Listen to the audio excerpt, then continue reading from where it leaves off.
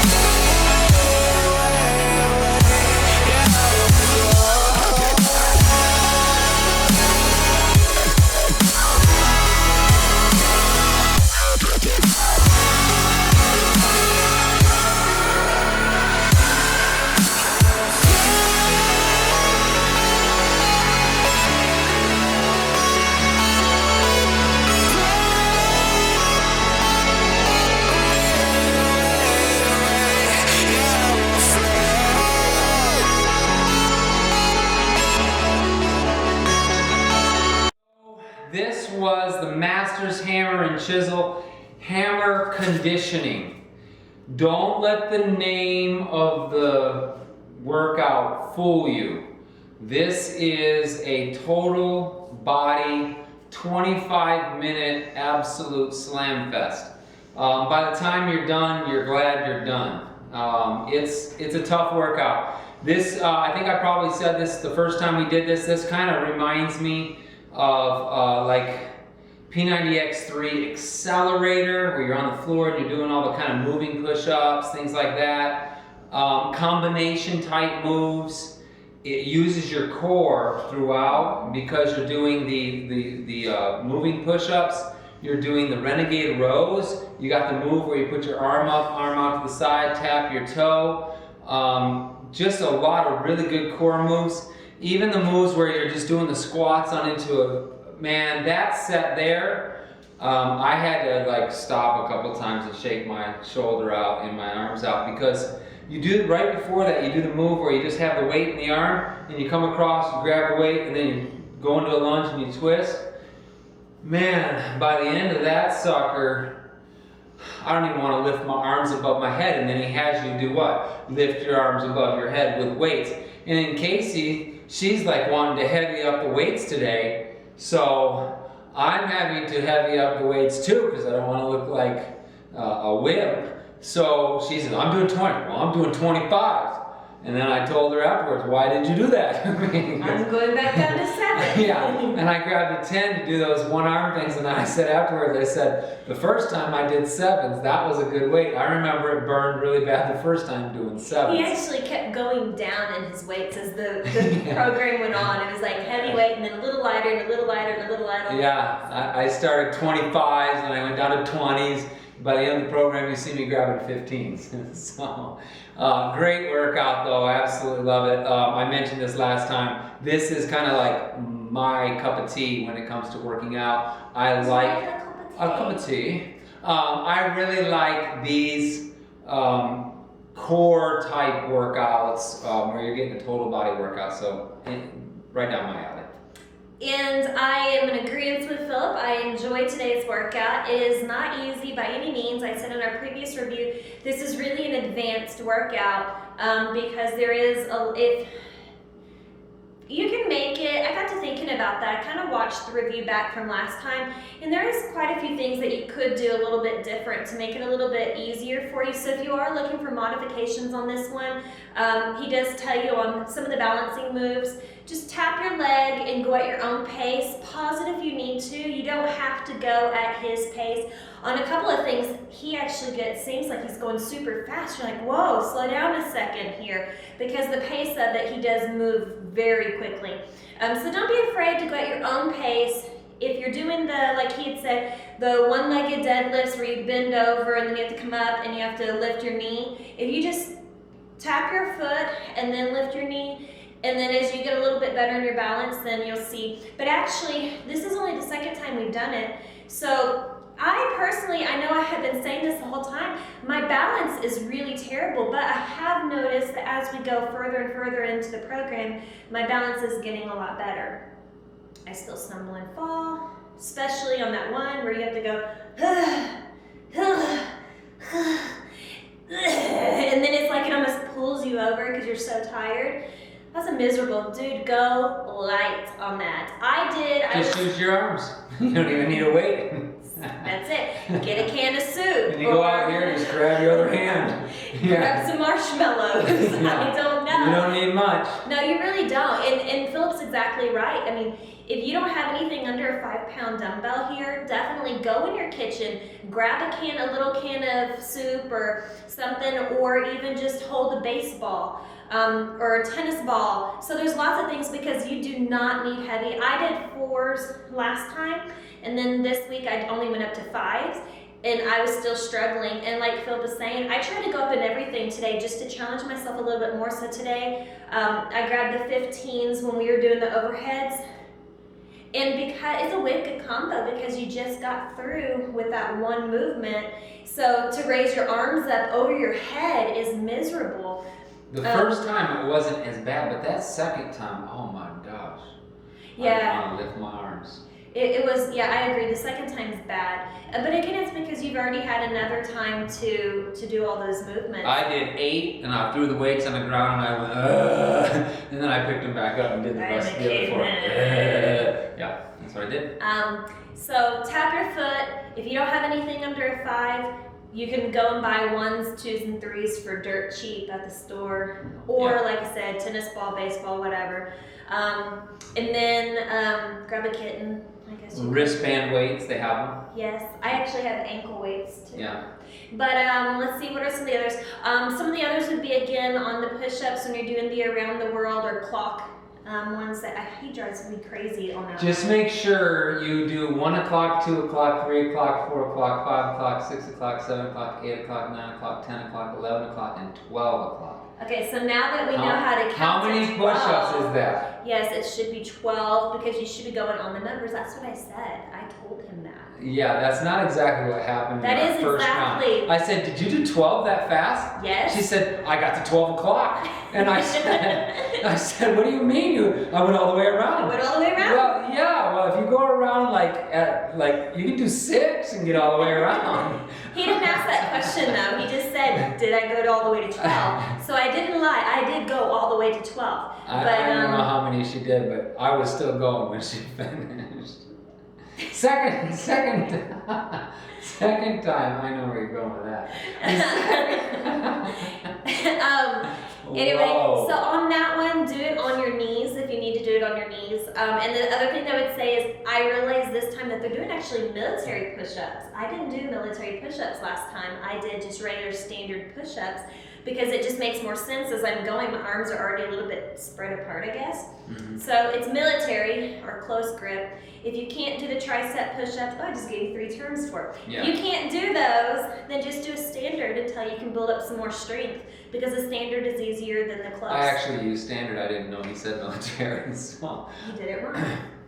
I did standard, but when you are moving, I kept noticing I was actually getting into that closer area. I wasn't wide grip. I definitely was like more. I was close, closer. I wasn't I wasn't close grip though. Okay. Not military. Glad I covered that for you. So if you're watching the video, yeah, I didn't do military. So on that one again, it's easier the wider your legs are, the easier it is for you to do it. The same thing goes when you're doing your plank moves, when he has you do, which I did it correct this time. I had to really concentrate. Up, side, switch your hand, tap the foot, not up, grab the knee. So on that one, again, if you need to, do it on your knees while you're in that plank position and then tap your foot. So that would be a way to do it. And again, if you feel like you can get up a little bit more, try to push yourself and do maybe the first few on your toes, and then just keep wide feet on it, because again, that'll help you stabilize your core a little bit more, because the whole point is just to try to keep that one angle going the whole time. What are some other, I think that was it really as far as modifications go. There's really nothing else to modify in today's routine. No, because it's basically, you just show up today. Yeah. And you don't need that many weights to make this one happen. So. Well, and the same thing with the burpees. Again, go down onto your knees once you jump into that burpee while you're doing your rows. So that's another way. Because I know we do have a lot of beginner workout. And one of the things that is very key when you go to do renegade rows, when you jump your feet back, keep your feet wide, because that gives you stabilization. So as you're doing your row, if your foot's out on an angle, it counterbalances it. So don't go narrow feet. The narrower your feet are, the harder the renegade row is. Yeah. That's another way just to that's a typical modification, really. You can grab lighter weight. That way it's not throwing you off balance. Yeah, it's not like you're doing a push-up. No, I'm just saying that we do have a lot of beginners that follow our channel. And they do look, I know that's been some of the comments that we have gotten is, thank you for giving us modifications. I like to watch your videos before I do my workouts, that way I can see what I have and how I can modify. So I'm just trying to think outside the box of different ways that y'all can modify things to make it where you can do it. And then this is definitely a program. I know when we had first started, I was thinking, if I can just make it through 60 days. But now I'm thinking this would be kind of a good program just to continue on. Because you do feel that you're getting stronger and stronger, and you're able to push yourself further and further, and the heavier your weight, the better the workout you're getting from it. So it's definitely something you could repeat at the end of the 60 days and still get a great workout from it, because you can always make it a little bit harder. I know it's not from today's workout, but I gotta share this. In one of the workouts, Autumn has you doing step-ups. So you're holding this weight, and you're stepping up on the bench, and does your glutes look fuller? Yeah, and you're stepping back down, and then you're stepping up, and you're stepping back down. She has you stepping up by going towards the bench. She has you stepping down by coming back off the bench. I saw the other day on Facebook a young lady doing this, and she was stepping up by stepping to the side with the weight in her hand, and as she came down with her foot, because you got weight in your hand, it threw her off balance. The ankle rolled all the way to the floor, broke her ankle. Why did she post that on popped. Facebook? I don't know. She must not have been paying attention to the video.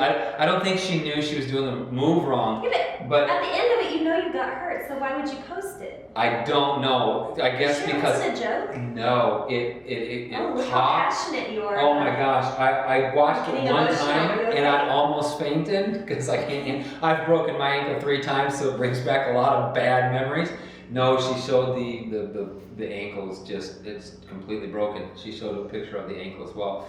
So make sure to do it exactly the way the trainers. There is one time that Autumn has you going up on the bench. She has you do that kick, and then you come back down off the bench, but you don't have a weight in your hand. So it's a lot easier to control. Remember when we were doing this, we had our bench that has those legs, and I said to Casey, I need to go up to the front and kind of off to the side of the back, because I was worried about hitting that leg. If I just lost my balance just a little bit, hit the leg and have my ankle go. So make sure that if they have you going straight, they have you going straight for a reason. If they have you going up to the side, it's usually without any weights in your hands.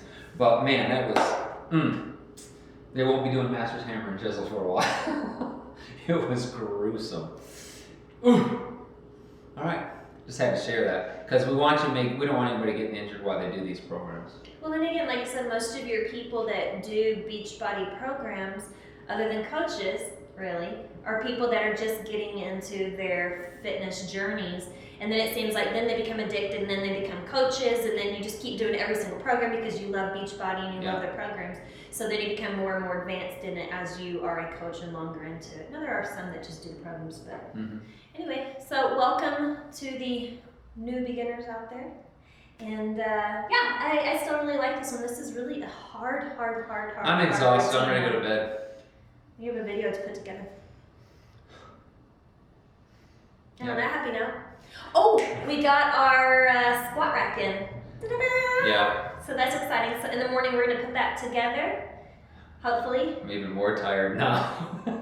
So, and we had to, well, and you know what, before we did today's routine too, we had to flip this whole silly machine around, and that was not easy. That was a whole workout in itself just to flip it around. So, this is what the gym looks like now.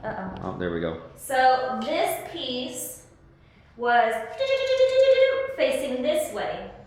Yep. So we had to turn it this way because it was in our way, and so we needed it to where the bench goes this way. So now our biceps and back is over there, and then our squat section's here. And then this is our new Marcy Deluxe cage that we got. And again, it's a squat rack, and it's gonna have areas where you can put your plates on it, and it also has the cable system with it as well. So it will go probably about yay tall, I would say, maybe. And it'll be about yay big and about yay. So it'll come out to here. So we're really limited on space now. Yeah, we're gonna lose a little bit of our cardio space, but It's okay. Yep. Welcome to our gym.